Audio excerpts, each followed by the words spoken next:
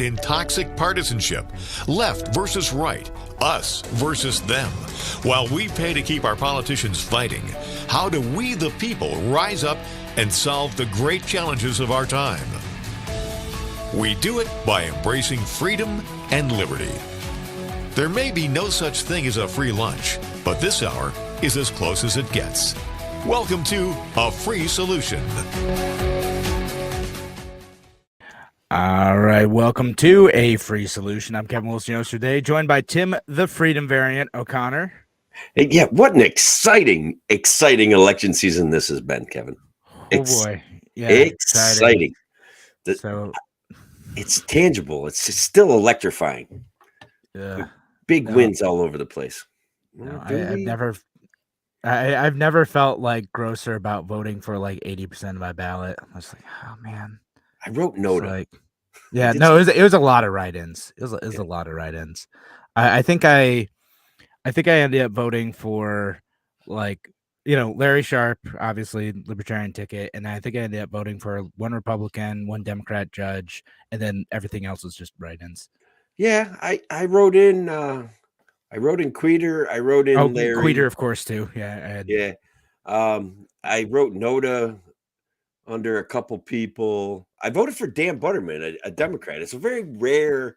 I normally am happier-ish with conservatives, and if they're clearly kind of as part of their conservative rhetoric, they're talking about smaller government. So I'm fond of that. Okay, so but the guy that ran for assembly in I want to say it's the 121st as a Democrat. He's been very proactive. He reached out to me a couple times. We had a great conversation about ranked choice voting. We had a great conversation about how he was trying to get. Was he the one who attended the events? Yeah. And he tried to get an independent line. Like he was passing petitions for the independent line, and he showed up. He gave a good speech. His name's Dan Butterman. He's a nice guy, reasonably for a Democrat, especially reasonably pro 2A.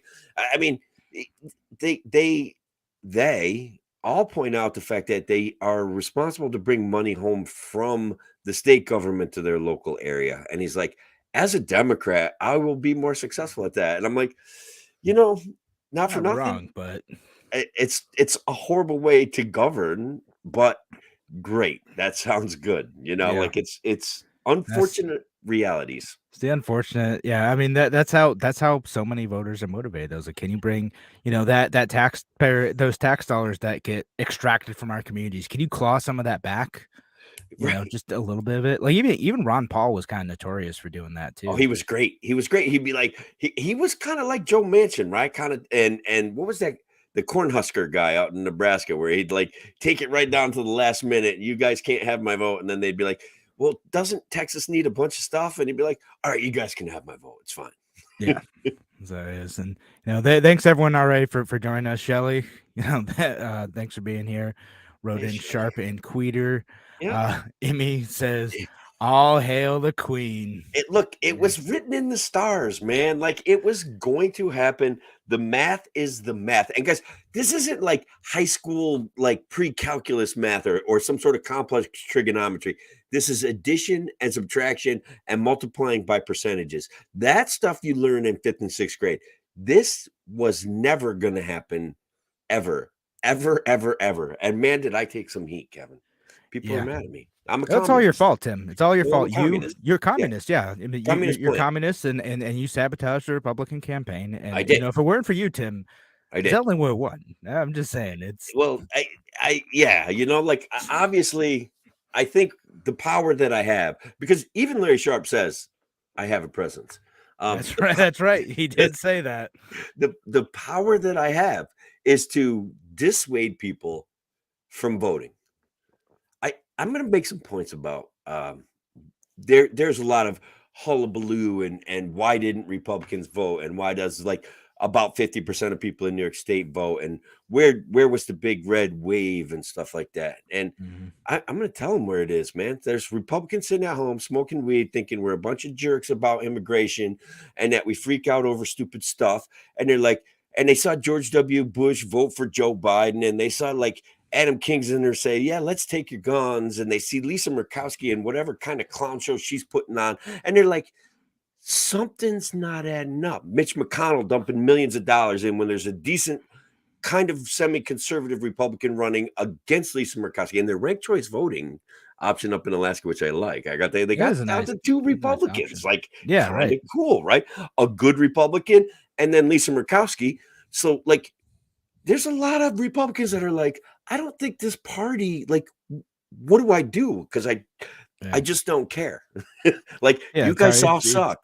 Just not motivated to show up, and that's how unfortunately a lot of folks were. And yeah, no, I mean it's a lot of folks are demoralized, and it's interesting to see again. Some places they were motivated to show up and vote for different reasons, right? New York State just wasn't one of them, right? You got Georgia, Florida elections, and a few of the others. But I struggled, Kevin, to find a difference between Lee Zeldin, even just for conversation, because I was voting for Sharp.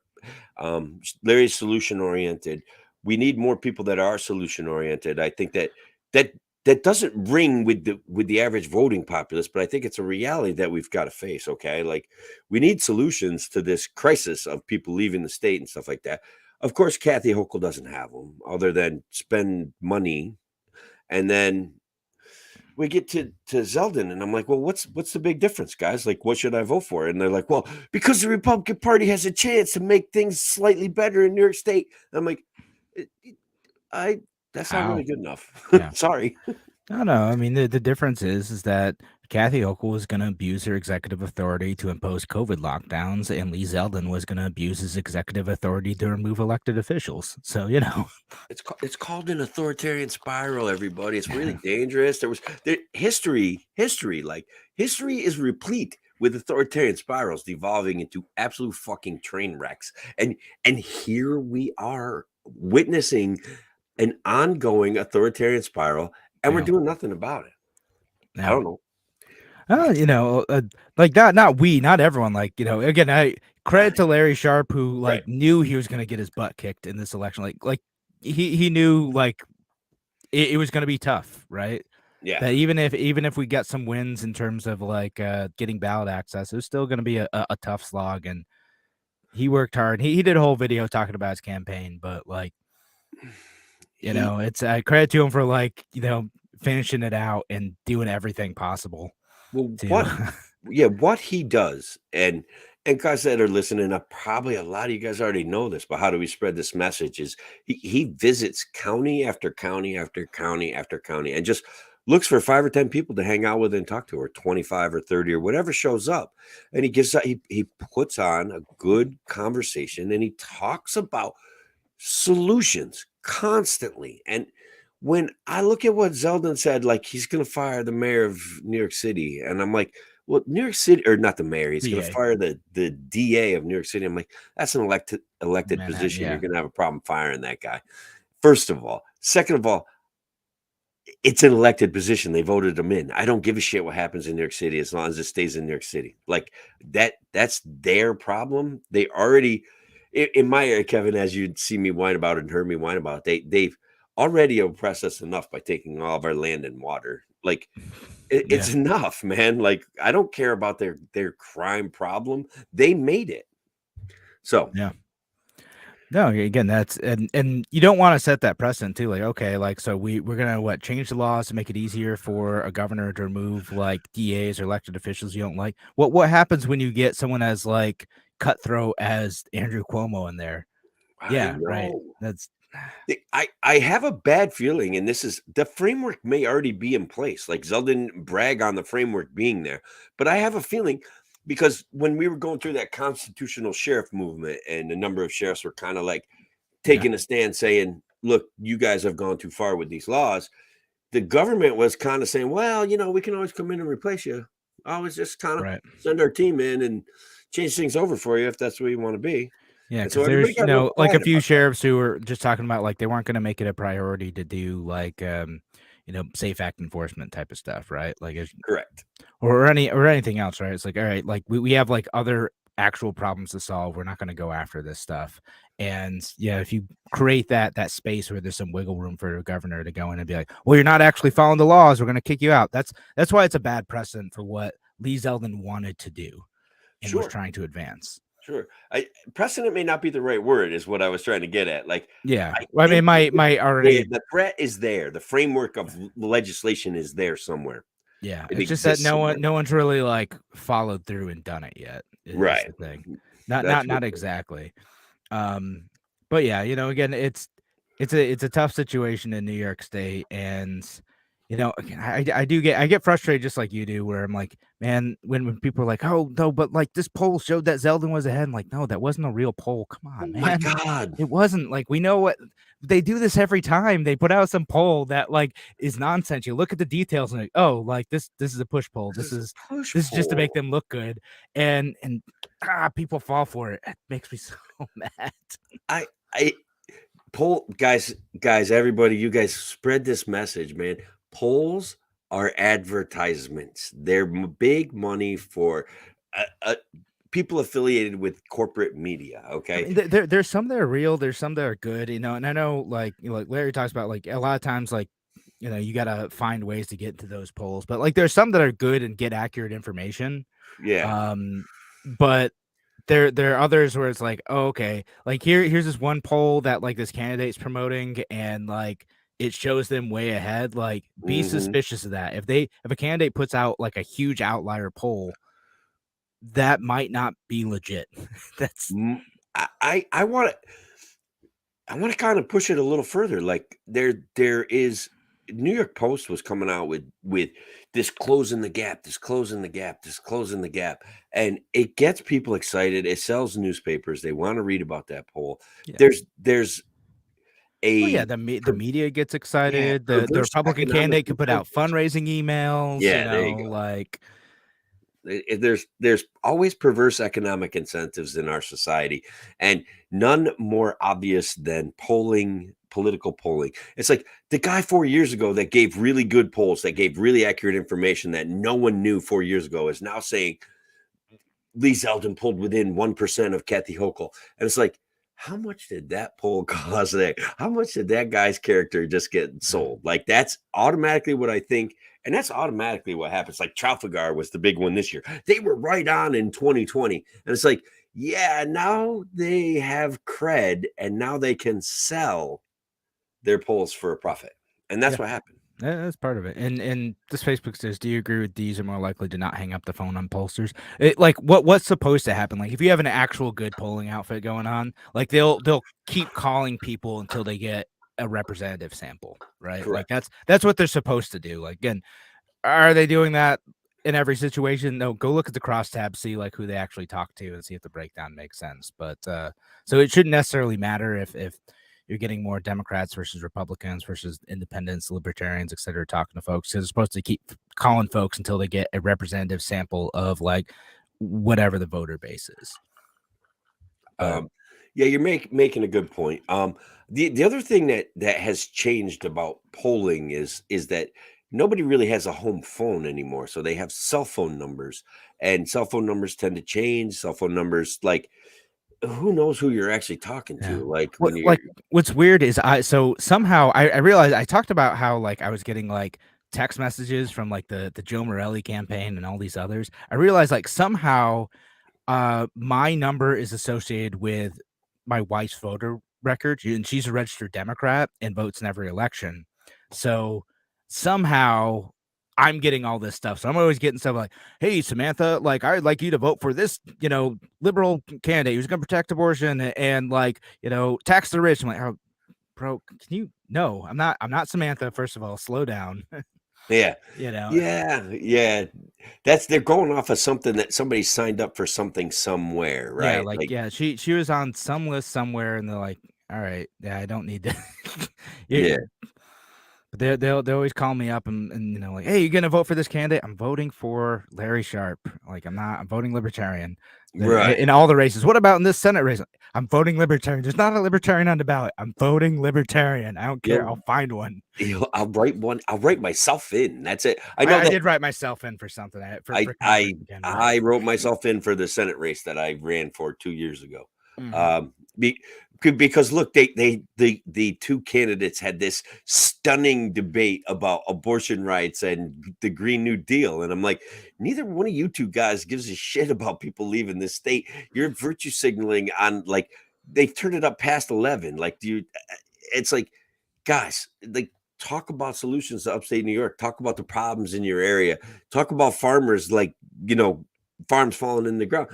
They don't talk about any of that. They talk about, heck, I'm surprised Nancy Pelosi didn't come up in their debate. Like, what are you guys actually talking about? Like, I don't even know. I don't even know. Yeah, no, and again, it ends up just being like pure nonsense. Everyone votes defensively, right? Everyone's like, well, I'm afraid of what happens if Zelda win. I'm afraid of what happens if Hochul wins. So I can't vote for a candidate who represents my values better because, like, what if it's close? Yeah. And what is it? So Joe Smith points that this governor that we have now seems like she's going to be much worse than Andrew Cuomo. And in some ways, I do agree with this because, like, Andrew Cuomo sometimes would try to pretend that what he was doing was constitutional. Mm-hmm. Kathy Hochul, in several instances, has been like, it doesn't matter. Like, I'm the governor. I'm going to do what I want. You don't need no data points, Kevin. Yeah, don't need data. Like, I'm just doing what's right. And goes on to say many people exit state during the next 4 years. They already are, man. They're going, man. Like 100,000 people this year more are gone. They're just gone. See you later. Yeah. And also her win was embarrassing because in a very dark blue state, she's only won by like 5 points. And just to give the exact number is 52.41% to 46.77% last and that's almost all of the districts. I think all but one district reporting in the unofficial results. So yeah, it's 6 points ahead. It depends on how you want to split. Like some folk, like it's close, but it's not that close. Yeah, right. It's not really close at all. It's not. Yeah. Like I get it that she could have blown him out by I don't know what Molinaro get blown out by, something like 20 percentage points. Yeah, and like I saw like the congressional election that I ran in when they're like, oh, it's going to be a super close election, and the dude got like low 30s. Yeah, that was a blowout, and all the people told me like, oh, we can't vote for you because this is going to be a close election. No, it's not. This was closer, but it's still not that close. But Republicans are going to tell you if the Libertarians are still running in 4 years, they're going to be like, no, did you see how close it was last time? We can't, like, what if we can beat her this time? Like, no. Okay. Like, yeah. Okay, crazy guy. Like, I just. It hasn't worked any other time, but maybe this time it'll work. And again, this is grade school mathematics. Okay. Like, and there was nothing inspirational about Zeldin, guys. That what positions did he craft that were substantially different from Kathy Hochul? Okay, the only one that he was substantially different on was his promise to be more authoritarian in New York City than she is. Okay, he was going to repeal bail reform. Let me say this: 80% of people, I think, have a decent comprehension that bail reform needs to exist on some level. Okay, that what the idea and the intent was perfect. What's wrong is the execution, and they went too far, right? Like, we shouldn't be putting people in jail without being convicted of crimes. If they can do that to other people, they can do that to you. We used to have a standard of care for other people and understand that just because you're accused of a crime, you're not convicted. And so people are getting locked up for really long times without getting to go to jail or without getting to go to court, without getting their day in court. That absolutely needed to be fixed. And there needs to be a way to fix it. And a lot of people understood that, and like they wanted stuff done about crime, but like, there's a balance to be had in that situation, right? Where you still got to respect your rights if you're accused of a crime too. Right. And yeah, that's the big like kind of crime backlash that didn't really happen in most areas. I do think that there's some sort of crime spike going on in New York City. That's there totally is. What's wild for Republicans is like this was their election to lose. They should have crushed it so much more than they did, and they just fumbled the bag by like either being so milquetoast and like useless in terms of discussing policy and like painting a vision of hope for the future that no one wanted to show up, or so bug nuts like crazy that they're like, I got to vote for the Democrat in this one because there's a few folks who are just goofy. I got a secret for everybody that the Republican Party has been moving towards the Democrat Party for a couple decades. Okay, like, and that's not the hardcore people in the party. Okay, you guys have a better concept of freedom than the people that are leading you. Okay, the goal of compromise is not an appropriate goal when it comes to our political stuff. It needs to be that is what needs to be an adversarial process. It's we need to be talking about less government, more freedom, more solutions. Every time we add a zoning law that restricts a middle class landlord's right to rent to people, those things are what's destroying middle class wealth, middle class opportunity, and nobody talks about that stuff except for Larry Sharpe. Nobody. Yeah. So that's the tough part. It's like, how do you like the real things that could actually solve problems? Like, I don't know if it doesn't fundraise as well or what the deal is. You can't grift off of that as effectively. it's not emotional enough, Kevin. I think that we're stuck in this emotional. Again, I call it an authoritarian spiral because I can't come up with a better word that will scare people more. Because like I could say the Hitler spiral or something. Maybe I should rename it, be like, look, we're trapped in the Hitler spiral or the Weimar Republic disintegration spiral. It's exactly the same. Like maybe I should say that to people because I want them to get emotional and say, well, how do we fix that, Tim? Or how do we fix that, Kevin? Or how do we fix that, Larry? And it's like, well, we just do the things we've been talking about for the last few years, guys. It's pretty chill. Like, we get a little less laws. We do a little less regulation. We kind of care about each other more. We think about how ways we can lower property tax and impact of infrastructure. And we can figure out ways businesses would grow here without bribes to bribe in big businesses to come in.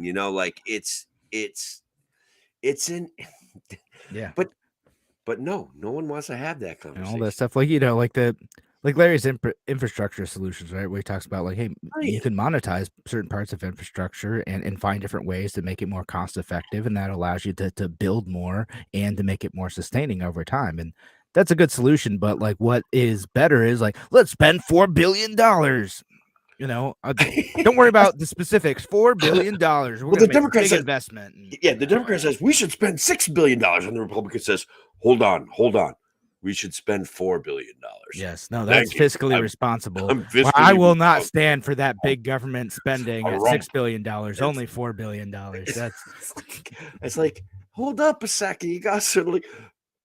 Stop. Like, and none of them are even saying, like, you know what we should do? Do away with scaffold law in New York State because it's a freaking train wreck and no other states have it. And we still take care of people that get injured. And this scaffold law is costing us like $100 billion a year on our infrastructure projects. And it's like, why don't we get rid of it? Huge, again, this is like a left, right, and center thing, right? Like, okay, you want to build like more and like effective like metro lines in New York City, you got to get rid of some of that stuff, right? Like, how expensive was it to like build just like a tiny bit of track in New York, like a half a mile track? It was billions and billions of dollars. And the new station, I don't know, it was like $14 billion. I don't think it's open, or it's like only partially open. They're still working on it. It's amazing. It's not even that big of a space, man. It's ridiculous. It's crazy. It's hilarious. Yeah, so some of that mundane stuff, it's like, all right, well, how do we get the people in power to like care enough about it? And again, I don't really know what this is too. Like, I don't know, like, how to build an effective enough political base to scare the people who make decisions into doing something, right? Like, and I mean scare in like the electoral sense. Like, how do you get them to like care about this? How do you get enough people to care about this where like they have to do something because it's salient? Isn't that something that we wrestle with it and we dance around that subject like every day? And I don't have a straightforward answer to that, even though I know that being friendly, right? And I know that having good conversations certainly has an impact, like that people listen, that people like what we have to say, that I get great conversations going, that I know some of them might, if we did the right thing or delivered some wins, might consider moving in our direction, right? One of the issues is, Kevin, and this, money and politics are hand in hand, and there's no like billionaire libertarian going, hey, you know what I'm going to do? I'm going to make sure like local libertarians get elected. Like I'm going to do that. All right. Yeah. Like it's not, we're not quite there. We're a party of volunteerism. And so that's good. Despite the people on the left saying that we get all the Coke money.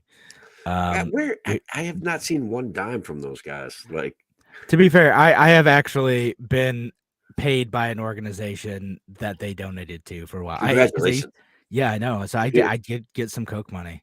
I was for a time working for Americans for Prosperity, and they were big donors to that. That's wonderful. So. I'm serious. But like they basically like promoted Republicans. Like it's what it was. And I was like, I felt very gross about it. I voted Gary Johnson in that election. Yeah, it was 2012. Yeah. Let's there's some great comments. You guys want to comment? Yeah, go pick some comments. All right. I'm a big fan of Patty. She's a former Bernie bro, and she's saying, Patty Blanchard is out there. Are you not saying do not live in fear of other people and polls can be biased? I'm blowing your mind. She's being sarcastic there because that is exactly what I'm saying. And I'm saying let's all decompress a little bit, right? Like let's take it down a notch. When guys weren't getting their way with me on my page about not voting for Zeldin because they know that I'm like an anti-authoritarian guy, an anti-government guy. They're like, hold your nose and vote for the lesser of two evils. And I'm like, yeah, that I've tried that, man. I'm 55. I voted in a lot of elections. So yeah, no, I'm not gonna do that. And then they were like, Zeldin could win, and I'm like, I don't think that someone's not telling you the truth because at no point was he gonna win. People would say it to me. I'm like, A, no, he's not. B, I don't want him to win. I want them to both lose. Like, that would be the best. Both of them lose that would have been great. Not likely to happen, but that's what I wanted. So there's some fun. Shout out to Shelly. Thanks, Shelly, for being here. There was they're doing math and trying to figure out what kind of votes Larry got. Based on the election day results, we're looking 40,000, 50,000, not 130. No, yeah. So, and again, Larry talked about this on his show that I did yesterday. But there's write-in votes, which was 9,604. There's some void ballots. Some of those might be Larry Sharp and or Howie Hawkins votes, and then there's 34,850 blank votes, which I know the Libertarian Party chair Andrew Colsey, I guess, is going to foil those ballots to see were any of those not counted correctly as Libertarian votes for Larry Sharp. Yeah, that's what I'm thinking is happening. And so this is one I've been wondering about because I've been hearing a lot about this diesel shortage. I wanted to talk about this today too. I thought we would go let's later, break it down and see what we come up with, Kevin. First of all, do you think it's real? The diesel shortage? I think there's a bit of a misunderstanding about this kind of blew up recently because it was on Tucker Carlson, right? And he had talked about how the US kind of total supply of diesel is at a 25-day supply, right? Which and I don't have the organization in front of me that had it, but what that actually means is that if we stopped producing diesel right now, and if we stopped importing diesel right now, the U.S. diesel supply would run out in 25 days. Gotcha. Right. So it doesn't actually mean in 25 days we're going to run out. It's more like if we suddenly stopped bringing in any and producing any, just 25. Now it's lower than it has been over the last 15, 20 years, but it's been lower than this before. All right. So it's probably going to go up in price. I think we all anticipated a bump in gas prices after the election. They're kind of artificially keeping them low because who knows why. I think that gas prices, based on our inflation rate, gas prices should actually be higher. I do think there's some strategic oil reserve stuff that went on. There is some strategic. Honestly, once we have to stop releasing strategic oil reserves at some point, right? Yeah, like it went way down, and it's probably. I will be curious if they stop kind of, hitting the gas, so to speak, on draining that strategic We have to build it petroleum back reserve. up, don't we? Yeah, we do. And so that's going to put more pressure on the, now limited supply because of global supply chain disruptions of gasoline production. And so the part where people are concerned about the Green New Deal being forced and like mandates through government and shoddy economic policies to make the price of gasoline, like, okay, those are all real. It's on some level, it's absolutely deliberate. Yeah. On some level, they're absolutely lying to you about the reasons why it's happening. And on some level, it's going to cause real problems for real people. And then Republicans still didn't get motivated. So, like, no, I don't, well, and we'll see what happens. But I think that they're, again, and I'm not, me, I'm not like usually prone to kind of conspiratorial thinking, but part of me does wonder. But I am. I know you are, but part of me does wonder, like, okay, again, now that it's after the election, again, do they stop hitting the gas on the petroleum reserve? Do they start trying to build that back up? Eventually it has to happen, right? Mm-hmm. And so now gas prices are going to shoot way up because they were just doing it to get through the election period, and that seems like a just wildly corrupt, inappropriate use of that like resource of the United States. And it is. Yeah, like, okay, so like to make sure Democrats don't lose as bad, like you're gonna mess with our national energy policy in this way and then cause more pain later on. Yeah, boy, I'm telling you what, there's if that does happen, again, we'll see, but like it kind of seems like that's the direction it's going. And then to your point, again, I don't, maybe it's the intended purpose of that too. It's like with gasoline prices going high, there's then a lot more pressure to push electric vehicles and other alternative forms of energy as well. That's because then you have that financial motivation to do so, which is honestly, guys, like, that's the broken windows fallacy. I've talked about it before. Harry Wilson, big proponent of convincing you to throw your wealth into the ocean for a pittance, okay, from the government.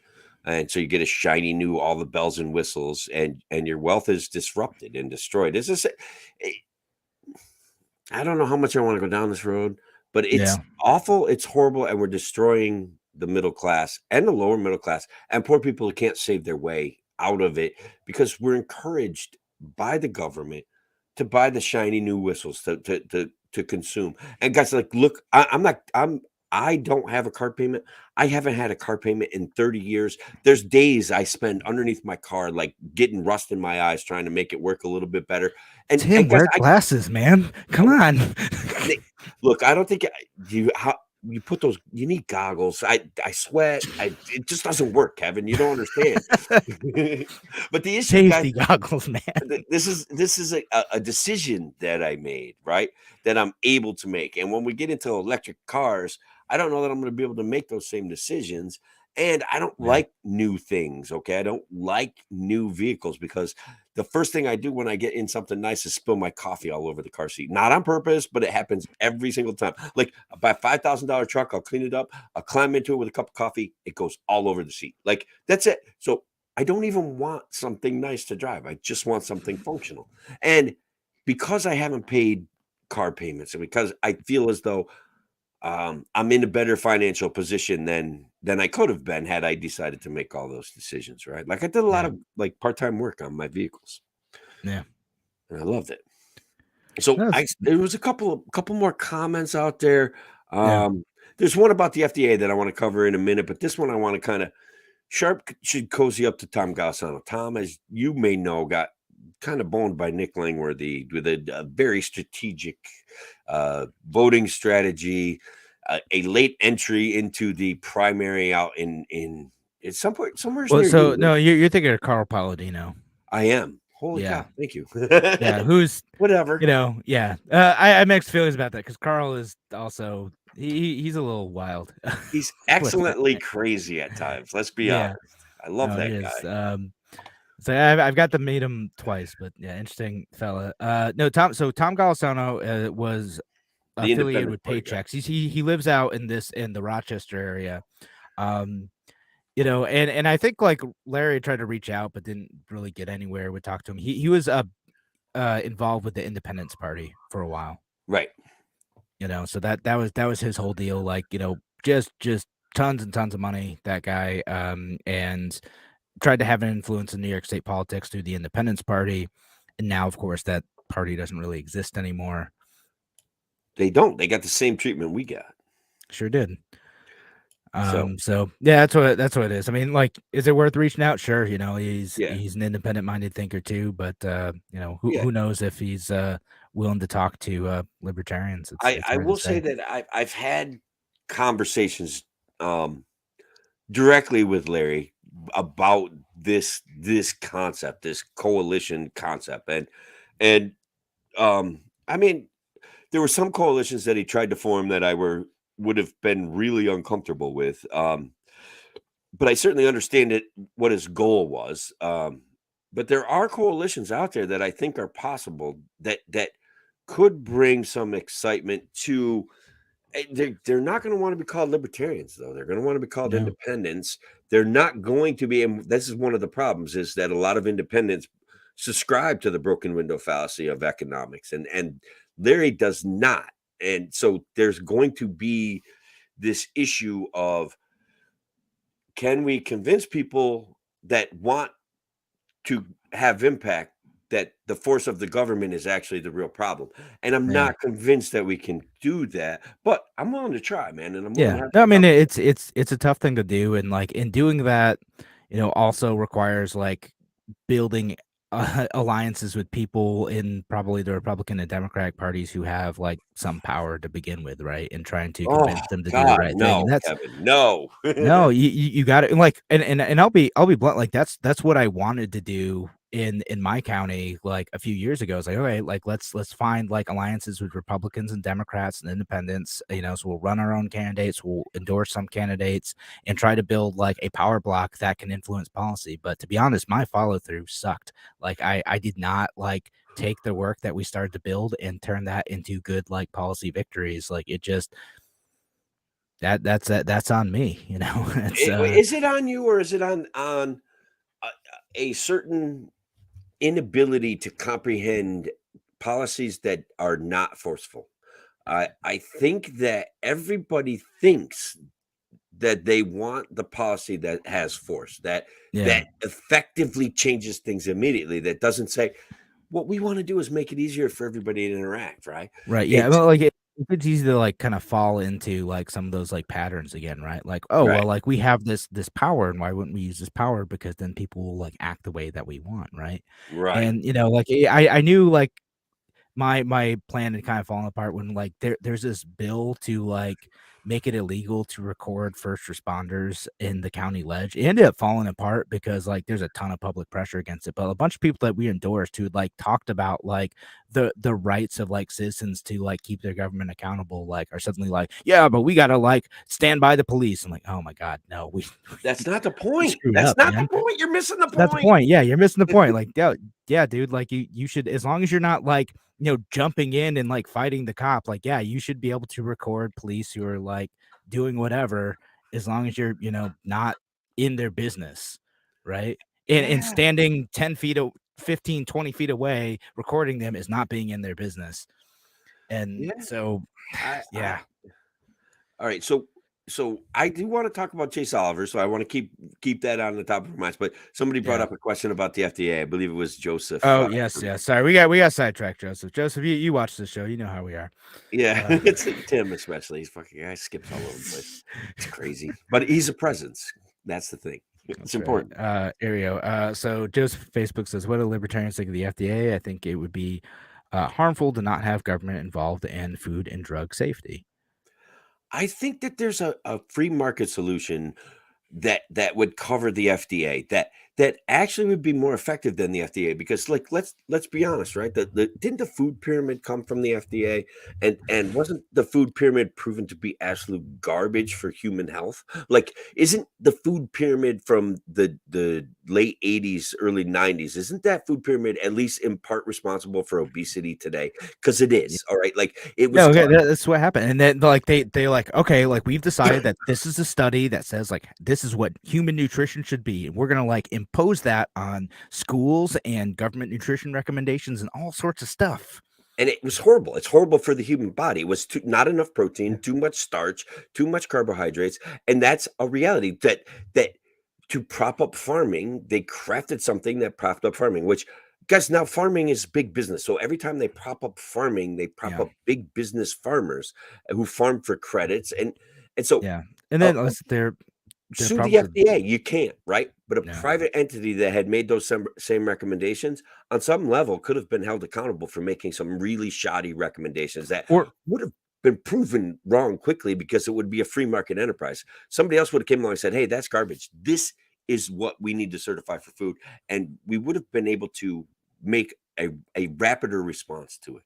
yeah, So well, you know, and again, at least with a private organization too, like there's no like mandate, right? Like we can't like you know that what on is the FDA doesn't make like direct mandates on this stuff. Like what'll happen is like the FDA will just say like, hey, you know, Congress, we think that like our recommendation is that these school funding dollars should be associated with this nutrition program that we're recommending, right? And right, and so that's how these things end up working. And again, there could be like, you know, private organizations. In fact, there already are private like food safety certification organizations that exist out there already, right? Like it right. is already a thing, you know, and like in like if you want like kosher food, for instance, right? Like there's several kosher certification organizations out there, and people trust whatever certification entity that they want to of like, hey, like that little K on you see sometimes on packaging, like for some folks that is meaningful. They trust that that is going to be a mark of quality to respect their religious traditions. And so we already have like the like the infrastructure and the pre-existing examples of private organizations like, you know, grading and giving a stamp of approval to food. And Right. again, a lot of stuff exists outside of the FDA too. Like the Mhm. FDA isn't perfect. They can't possibly do everything. They do spot checks on stuff. Like the market already has like some accountability. Like there's a big listeria outbreak right now that has killed several people. Didn't know about that. The FDA didn't stop it. Like they No, they cannot never. possibly Yeah, stop everything. right. You know, it like the and let's like not pretend that they have that power. That's Private a good point. organizations can do this stuff. And in areas like in COVID where the FDA ended up like getting involved is like they made it difficult for tests to get out. They like a test was Yeah, developed they that did. like could have been commercially available for COVID. Like Garage tests, basically, they were calling them. Like you could get it. Like these three guys came up with a COVID test in their garage, and they're like, "We can mass produce these." yeah, like And the FDA is like, "Hold up! Like we need They somebody they with they more wanted to money." make sure they're like, "We wanna make sure it works," right? But, like, there's a whole bunch of other private organizations who are like, "Hey, look, we've done, like, 500 tests on this, and it does work, and, like, we can confirm in these other ways that, like, these tests are effective." But Yeah, still, the FDA dragged their feet, and having, like, the home COVID test took so much longer than necessary because the FDA dragged their feet on it. yeah, yeah. And So then they screwed up their testing too, so they had to go back to square they one. Like sure did. But yeah, they because initially botched they're it. like, "You have to use this test," Oh, and they they botched it. mandated that to everyone, and the test didn't work. It was such garbage. Like, and so I did some work for an industrial plant, and the plant was ISO 9000 certified or 9001 certified, and basically that's a private organization that comes in and says, when this company says they built something, this is how they did it. These are their standards. This is they work to the 16th of an inch. They do this, they do Mhm. that. And that certification means something in the industry. So I believe that's even Underwriters Laboratory is mostly a Mhm. private industry that certifies that your electrical equipment is going to work the way that you need it to work. Which Yeah. which is a business that I'm in now, and that works. Like we buy stuff, it's UL listed, the UL listed has processes to make connections. They have everything. And guys, I may not seem like a fanatic about certain things, but I'm a fanatic about the end product of what I do. So there's times I got to call companies and be like, how do I get the UL listing approved connection for this? And how do I do that?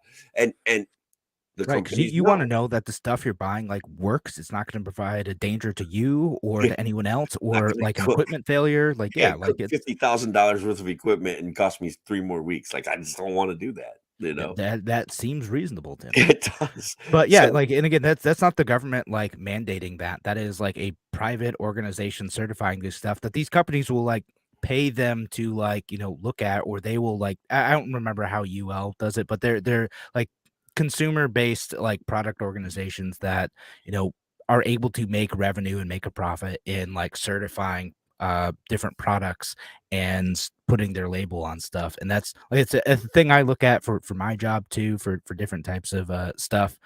And yeah, that we're already doing that stuff. So like the FDA, like, do we need it? No, probably not. You know, should there no. be a way to like enforce someone doing fraud or intentionally like hurting someone? Yeah, like again, that there's a way to do that through like lawsuits and through the court systems as they exist now. The FDA isn't necessary for doing that stuff. So what keeps locally grown beef out of your local grocery store? Do you know the answer to that?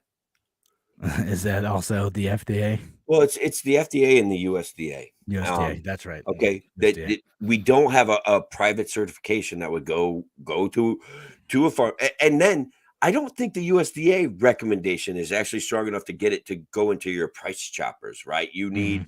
the FDA registered companies, which is like 4 slaughterhouses in all of the country, right? So that's why when you go to you get your Johnsonville brats, it's a weird system. It needs to be better. We need more locally grown product making it to our grocery stores. Our food prices will automatically come down, and places with lots of land that is going fallow would see an uptick in their lives. Even Delaware County actually already going through a kind of a rebirth of the beef industry, so that's actually a good thing.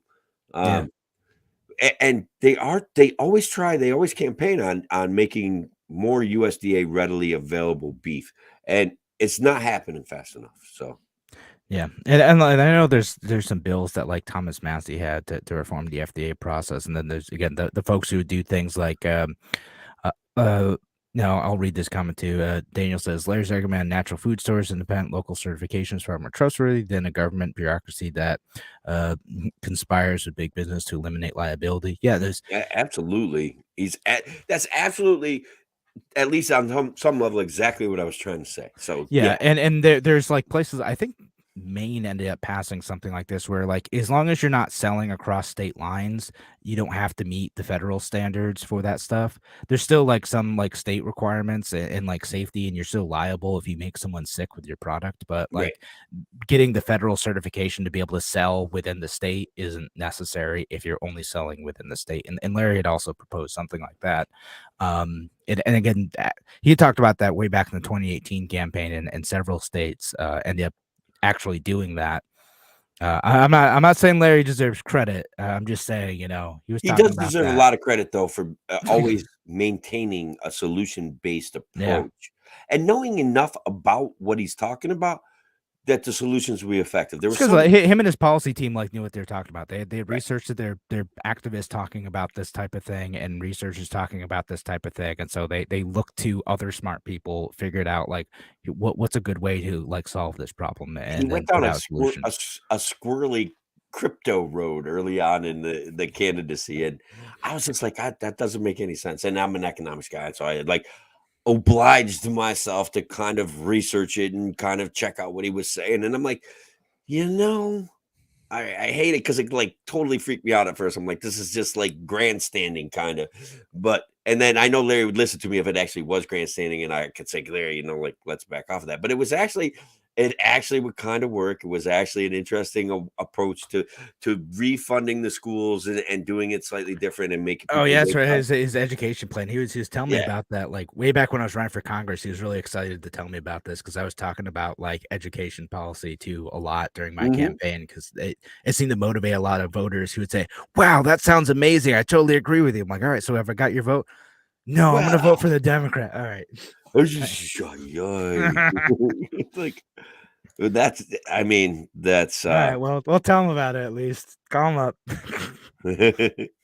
I it's an interesting thing because I think it was Shelley somewhere in the comments said like people agree with libertarian ideas and libertarian solutions, but when it comes to that moment of truth, when you're at the ballot box and you see the ballot line Republican and he's got two lines, he's got the Republican and the conservative line, and you see the ballot line Democrats got the Working Families Party, and you reach this moment of truth, this test of your soul, and I think that for some reason people are afraid to go away from their crowd, right? Like that's one Yeah. of the things that's going to happen here. People are going to have to say, first of all, Kevin, you and I are going to have to be comfortable with being even more popular than we already are, which is fine.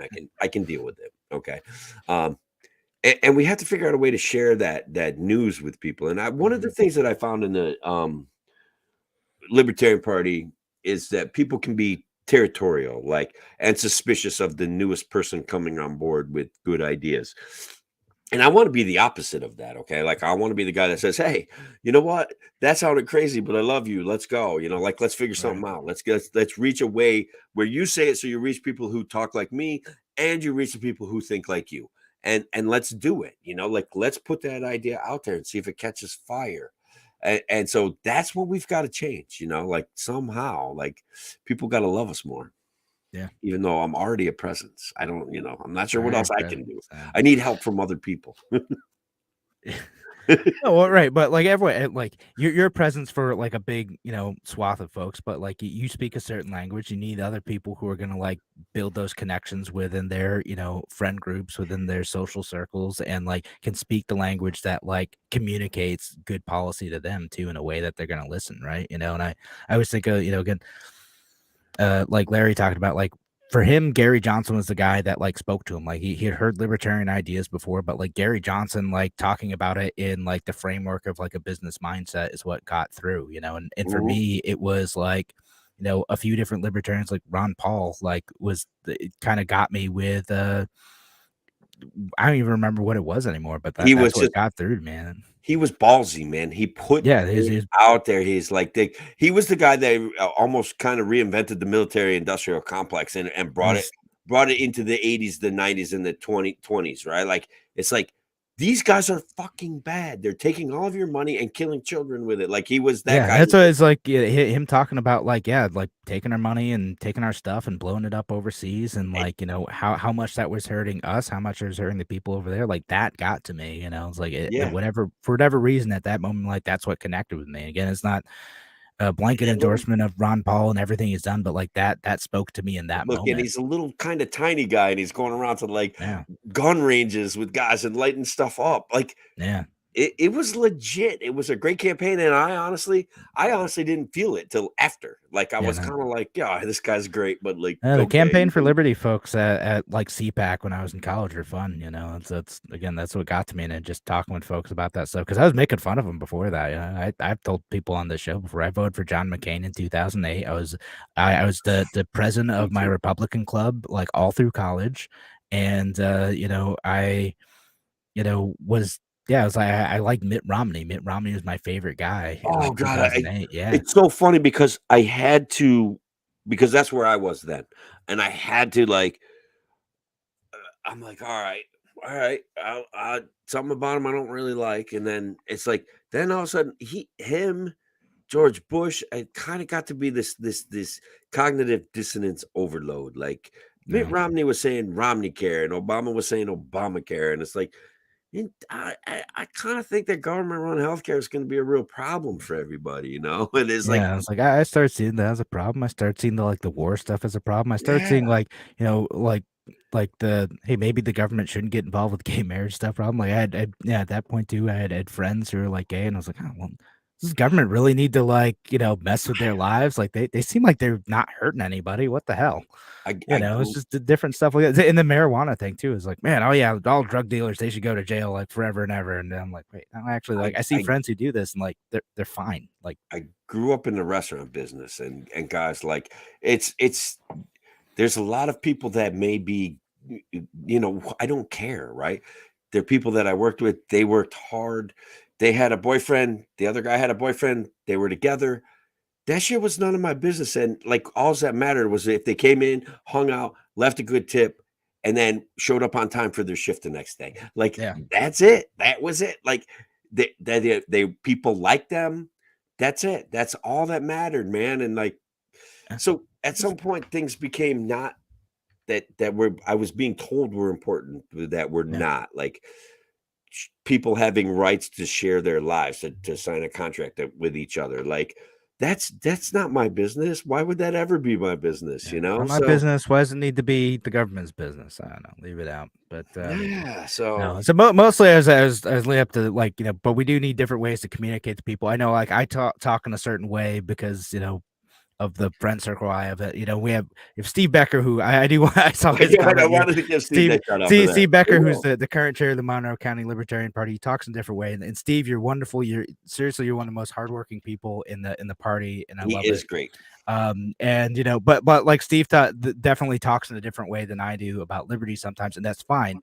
And I think one time I accidentally offended him. I was like, you talk about liberty in the way conservatives talk about liberty, and I don't do that. But like it's fine. I didn't. I meant that as a compliment. And I gotta be honest with you that there is. I like that you're recognizing a language thing, because I know that I speak upstate New York conservative. Like I know that's my language base. But and then like Patty speaks upstate New York Bernie supporter, but we still get to this issue of, hey, let's talk about solutions, and when we can get there. That's how we win this gig, man. We've got to. That's why multiple points of friendly contact are absolutely crucial as we move forward if we want to build a real movement, okay?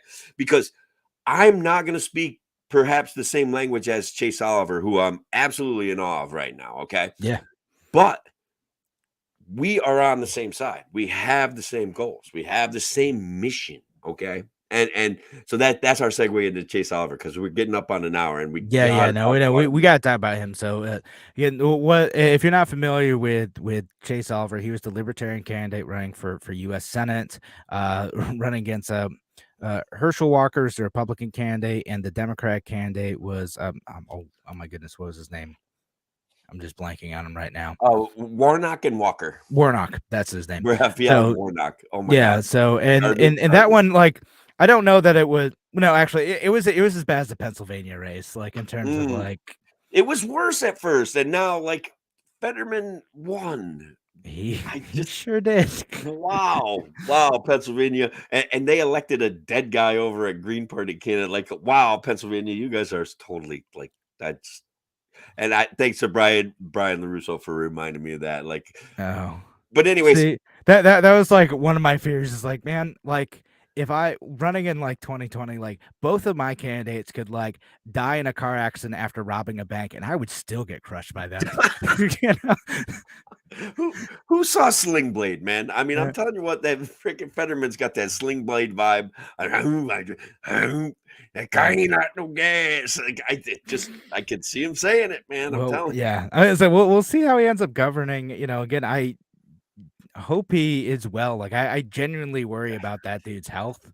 But hopefully he's all right. But the Georgia race, though, like because again, there's a libertarian in that race, but doesn't force a runoff. The big deal about the Georgia race is that like if no candidate gets over 50%, 50% plus one, then they have to do a runoff. They eliminate the the other candidates from the ballot, or like the next the candidate from the ballot. So Chase will not be in the runoff, but he bridged the gap. He got enough to force that runoff so that no candidate got over 50%, and gave that outlet for folks who are like, no, I reject this. I don't want anything to do with either of these two people. They're bad in like unique ways.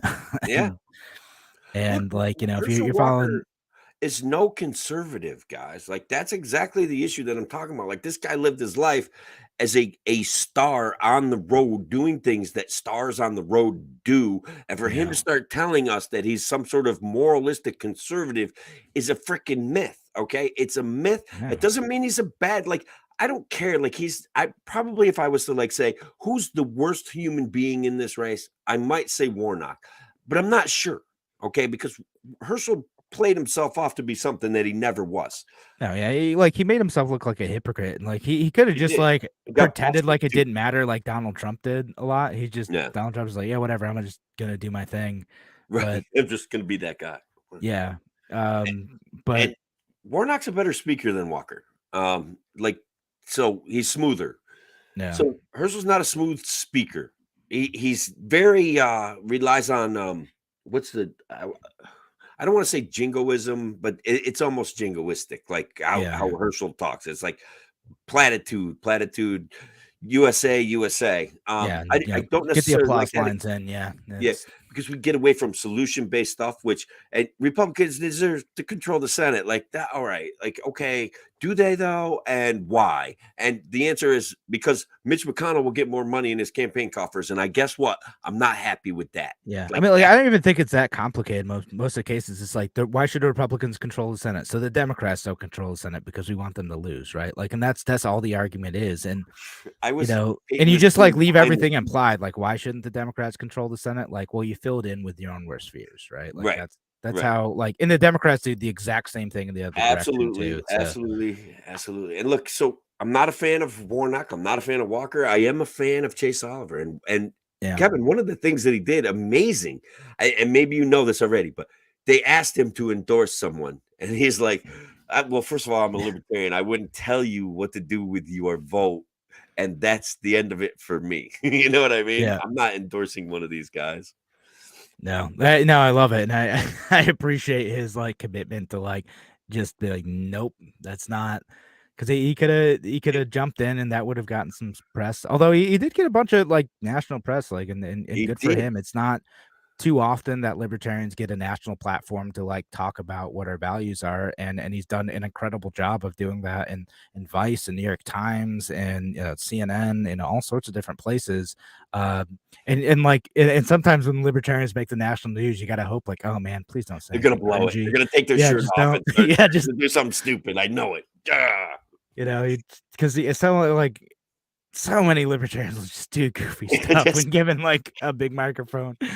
Not all of them, right? Like there's some like really incredible ones out there. But I'm glad like in that situation, like he used that opportunity to elevate policy, to elevate libertarian values, to talk about like what we stand for and the fight for liberty. And again, providing that outlet in a way that made a difference. And that's one of those ways in which, like I've been a bit like I was a bit frustrated with the New York State results and thing, but there are ways in which like even getting a 2, 3, 4% of the vote can end up making a big difference in the race. Particularly in a situation like this where Warnock and Walker and Herschel Walker need to like look at that and say like, should I try to co-opt any of those values to help me like win, right? Like can I get that coalition? Will that coalition show up in the runoff election?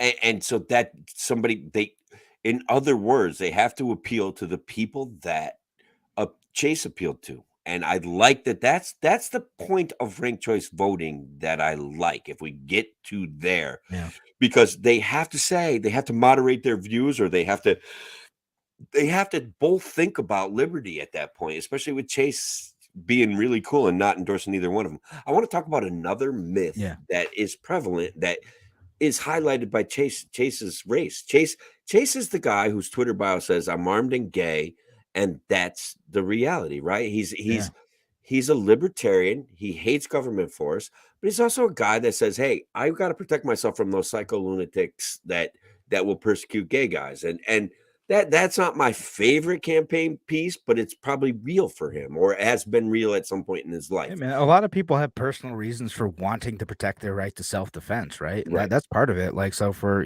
our friends who are gay, who are trans, who are like or whatever, when there are bad people out there who might want to hurt you, like that's a reason too. Like again, we want to protect rights for everyone, including them. So, and the biggest abuser of human rights is the government, and always has been. Okay, so him taking that stance, him being who he is, and everybody presuming that his votes would have went to Herschel Walker are absolutely they've got to be crazy. Ridiculous. Okay, and the people that were trying to tell me that my libertarian positions and my libertarian friends and the people that were going to vote for Larry would have automatically voted for Zeldin was past presumptuous and almost ignorant. Okay. And I don't say that lightly. And I'm not saying it to like be insulting. I'm telling you that the people that said stuff like that, you were borderline ignorant. Okay. Because people can be anti authoritarian and solution oriented, and it would be a better way for all of us. Right. So that we took votes, Larry takes votes from wherever, people that believe in solutions that aren't painted red, that aren't painted blue, and that realize the government creates a lot of problems to self-perpetuate. Yeah. So yeah, and you know, just the every single election this ends up coming up, right? Why do people would the libertarians have pulled the vote in one direction or another? It's from everywhere. It's from Democrats, Republicans, independents, people who wouldn't have showed up at all. At all. Yeah. That's the other thing, right? I showed up. There's a good chance. There's so much I got to talk to the Republicans about, though, because they fail on a couple different levels, too. I'm telling you right now, your younger guys and girls that are working all the time, they're not voting. Okay. Yeah. They're not voting because you guys are mad about ID voting. You're mad about mail-in voting. You're mad about these things that would benefit them and help them vote. They're not voting because they're not interested in that stuff. That generation can be anti-authoritarian. They could be pro-Republican, but they're not going to vote because they ain't got the time for that. No, actually, it kills it. Like, small segue, and I want to get the Brian's comment here. Yeah, too, but, like, small segue is like, I had a caller on Wednesday. I think it was Keith, who like was going on about how like early voting rigs elections and stuff. And I'm Keith? like, yeah, I'm pretty sure it's Keith. Well, Keith always keeps things entertaining. I love that he calls in. Genuinely, he's great. Like, no. If I do the show for you, I would love it if he called in. I would love it. But he's talking about how like early voting is like it's the gateway to fraud, and we should eliminate it. I'm like, no, man. Like a lot of people, like it's tough. Like if you're working all day, on a Tuesday, and you got to deal with the kids. Like for me, it's like, all right, we walked over with our son and. Luckily, he was in a good mood, but if he was a bad mood when we picked him up or sick or something, like I would have wanted other outlets to be able to vote. And being able to get that done ahead of time is good. And being able to encourage people to go and like vote when it like makes sense for them makes sense, And I always say, like, I don't say that every single person should vote. Vote if you know what you want to vote for. Don't just go in there and guess. Correct. But everyone should be able to have that opportunity to vote like easily and conveniently if you know what you want to do. Look, a lot of our younger men, our most proficient younger men are working out of town with big construction firms. Okay. Yeah. They would probably vote either libertarian or somewhat conservative. Okay. They're not voting when they're in Connecticut on a Tuesday working on a track for some big college. Okay. They're not, it ain't happening. They need the opportunity to vote. They can be persuaded to vote, but it's got to be easier for them. And yes, voting should be secure. I understand that as well. And we have to like minimize the possibilities of ballot harvesting because, and look, I know local Republicans in our area ballot harvested during a primary campaign. There's no doubt about it in my mind. I don't care what anybody says. They don't talk about it enough because they don't want to bash their buddies in the party. But that it happened. Okay. Like reality during COVID, they ballot harvest. Yeah. And there should be major consequences against it. Like it should be really bad. But anyways, let's talk about this. Yeah. This is great. Yeah, Brian on YouTube says the last I looked, Mark Victor is a libertarian candidate running for he's running for Senate in Arizona. Got 2.9% of the vote even after he dropped out and endorsed the GOP candidate. Masters is the candidate, and that's still looking like Masters may not win. That's one of the races. Yeah, he might not have even won. And this is a ballot access race, as I understood too. Like, was it? Oh my God, I didn't realize that. This guy to run a race to that extent, to have people Get and all the he way in, raised get into the money. debates. Yep. Yeah, raised like over $100,000 too. Like a lot of it was probably from Democrats thinking they're gonna split the vote too, because Democrats will do stuff like that. Oh, But sure. it doesn't matter. Absolutely. And was polling at one point in time in double digits. Oh my God, he should have Double voted. digits. And chickened out and be like, oh yeah, Masters is like libertarian up. No, he's not, man. He's not He's at all not. libertarian. And he's And a like again, you are that choice on the ballot. Come on. Like imagine putting like that much in, like it hurts libertarians so much to do that. Like, yeah. because then like then you get the accusation every time, like, oh, you're really in the bag for like one candidate or the other, you know, like every single time. Why don't you just drop out and support one of us? You know, this Oh my guy God. did it. And we had people when I would post on Larry's thing, you should do the right thing, like that Mark Victor out in Arizona, like drop out and endorse Zeldin. And it's like, how mad would I how in a year where mistakes were made by everyone, including me, including Larry, including the LP, like including the LP National, like Yeah. how mad would I have been expending the effort that I expended and look, I do things that are fun, but I did get people to petition for Larry besides myself, right?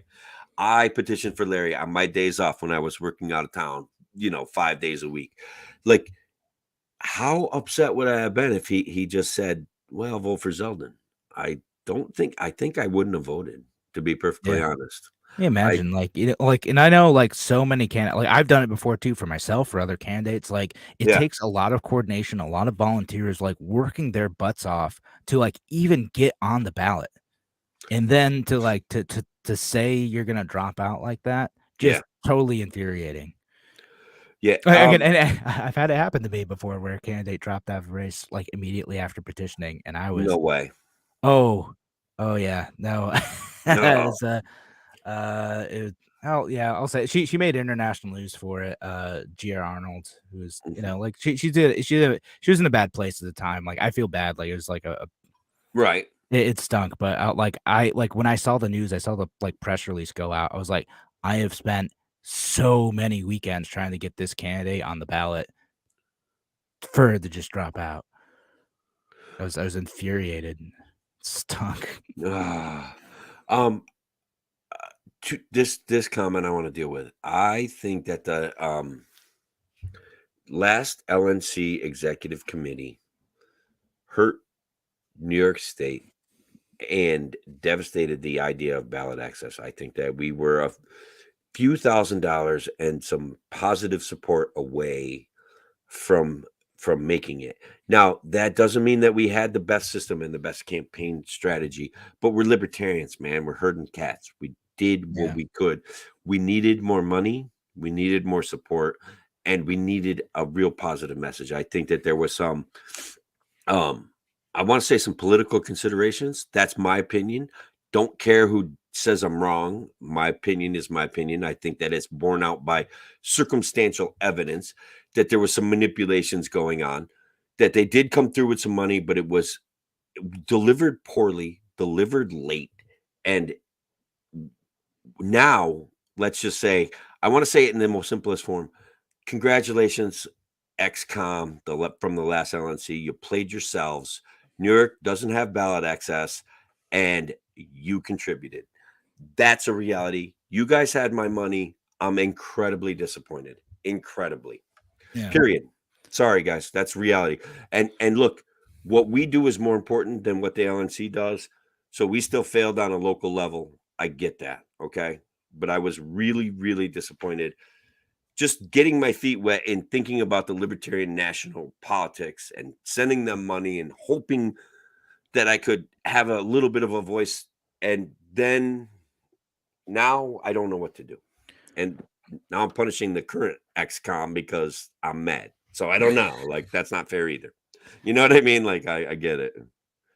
Yeah. And look, your opinion can be different than mine, Kevin. I know. I didn't like the way that it played out. And I don't have any particular love for either the pre-existing XCOM or the current one. That's fair. It's like different problems with both. True. True. Like there's I think Joe Bishop Benjamin kind of got a bad rap in some ways, but Could be. there's other things that like he deserves some criticism for. Sure. There's some competence and like messiness issues with the one before the Mises takeover, but also I don't like Josh Smith sending out anti-Semitic memes. Like I don't like that. That's bad. That's Yeah. really bad. Like he shouldn't do that. Let me ask you this as a test, a purity test. Is Ilhan Omar an anti-Semite? I don't know. If I you don't have pay to that think much. about it, then I really don't I'm know. I don't. Okay, like she isn't sending out like happy merchant memes like as Right. yeah, like it. I There don't- the meme the vice chair of the Libertarian Party put out as like with the Kanye meme, that was bad. That wasn't subtle. That was really bad. I didn't even see it. Like I didn't see it, so I don't know. I know. Yeah. I saw some memes No, it was Jewish purportedly from him caricatures. making All the- it was Kanye fighting Jewish caricatures. That like that's what it was. Like that's a bad thing to put out. It's a trope, Kevin, and we should forgive him. It's a poorly used trope. That's Forgive it. both How many times he got to do stuff like that? I'm mocking the response to Ilhan Omar's Yeah. obvious anti-Semitism. That Yeah, was no, not. like again, like I don't remember exactly what she. I do remember she said some things that are like problematic associated with some organizations that are problematic, but I don't know precisely what it. So I don't want to like dive to it. All right, that's fine. I don't remember it. So All right, that's fine. Just go look ignorant. It was like a purity test to see if off the cuff if you were to dismiss her as an anti-Semite, I would be less prone to challenge you on criticizing someone else for being an anti-Semite, because I believe things that she said were clearly anti-Semitic, clearly based in hate, and clearly irrational. And so those are the things that I use to determine. No, again, and bigotry, there's that is certainly a thing that exists among the left too, and I wouldn't deny that. It's just I can also like the criticism that I direct towards my own party is like sometimes going to feel more intense because I'm like, man, you're embarrassing me because I'm associated with you, and like I don't want to be associated with that stuff. It's like when you make fun of your brother and then someone else makes fun of your brother, and before you know it, you're punching them right in the face. You know what I mean? It's like it's the same kind of thing. Yeah. So like, that's something I wish he wouldn't do that. And if he deserves to lose the next election if he's going to put out that alienating stuff. So yeah. Well, let's hope we figure some stuff out.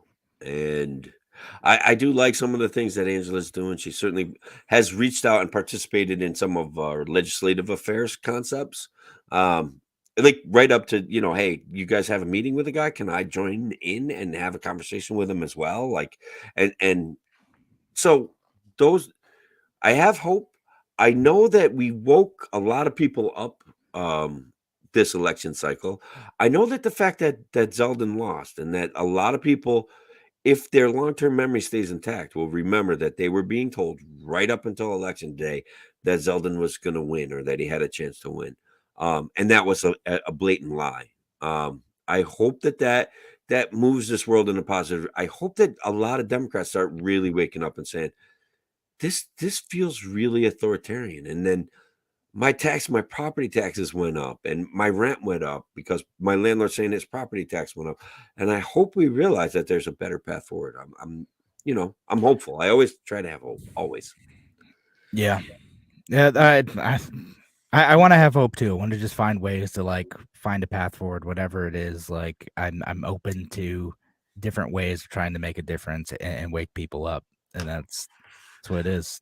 Well, you and I are reasonably well known, so that we're at least doing something, right? So we're having an impact, and that's good, and helping our friends have conversations. Like, I think it's good. So I do like want to give a shout out to Jim Ostrowski, who's kind of doing a jury nullification program.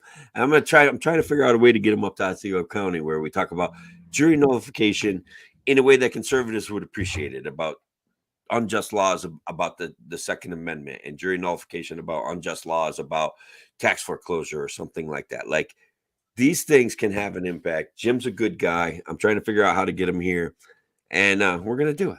And hate is, Brian, that's you're right. Hate is seldom rational. It's reality. Yeah. So, Right on. How'd Jeremy Kaufman make out? I think he got like a little less than 2%. I think was the last. It's not bad. Yeah, that's what it is. You know, he was pro-immigration. You would, I don't know. I know you don't like him, but he put a video up about I am pro-immigration. Those racist guys in Martha's Vineyard can stay right there. We'll take those guys from their island right here in New Hampshire. We will build a wall so that people from Massachusetts can't come here, and that's what we're gonna do. It was good stuff. Yeah. Like he was very pro-immigration, and I thought it was a huge. Sure, like there's sometimes when like the way he tries to present stuff can be clever, like edgy in a clever and helpful way. In other times, it's not so much. Very much not so. Yeah. Like very much. He's just, even if he's joking, he's making us look like jerks. So I know, I get it, but he makes me laugh more often than not.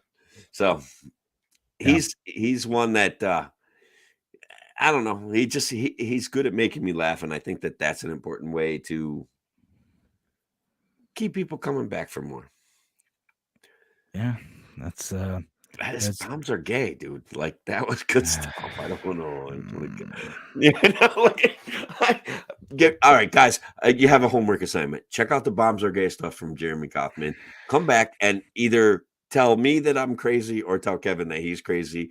Because I don't know. I think you think that's a message that's gonna resonate? Like just no, but it God, it was weirdly funny.